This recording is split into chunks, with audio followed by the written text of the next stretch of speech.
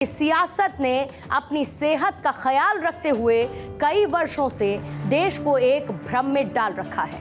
वो भ्रम है रोजगार से जुड़ा हुआ, जहां पर एक युवा को यह बताया जाता है कि अगर तुम्हें सरकारी नौकरी नहीं मिलती है तो तुम बेरोजगार हो। लेकिन आज आप एक बात सोचिए कि क्या 140 करोड़ वाले इस देश में हर किसी को सरकारी नौकरी दी जा सकती है?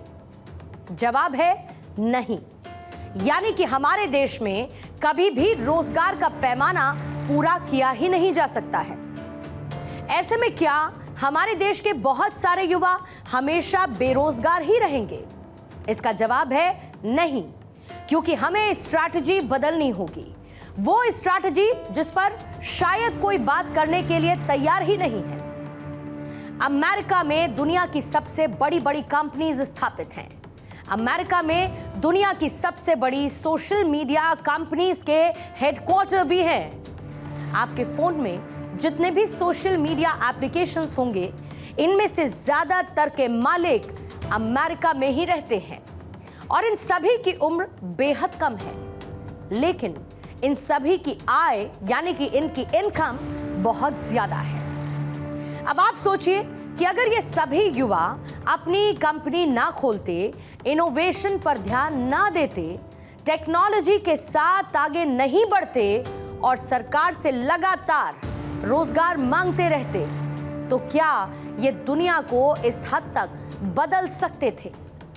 इसका भी जवाब है नहीं।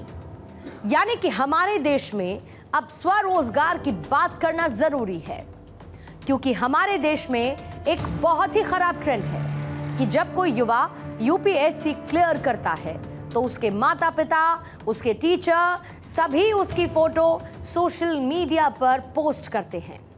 अच्छे अच्छे उनके बारे में वाक्य लिखे जाते हैं, पोस्ट लिखे जाते हैं, लेकिन कोई भी उन लाखों युवाओं की बात नहीं करता जो आज उस नौकरी को नहीं निकाल पाते। यानी कि हमारे देश में लाखों युवा सरकारी नौकरी के लिए तैयारी करते हैं, लेकिन उसमें से कुछ सैकड़ों ही सफल हो पाते हैं। लेकिन कई लाख युवा उस धड़े में शामिल हो जाते हैं जो कि बेरोजगार कहलाते हैं।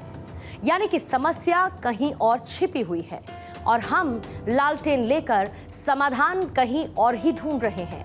और यही है आज की वो स्टोरी जिसे हम समझेंगे आज की इंडिया स्टोरी में।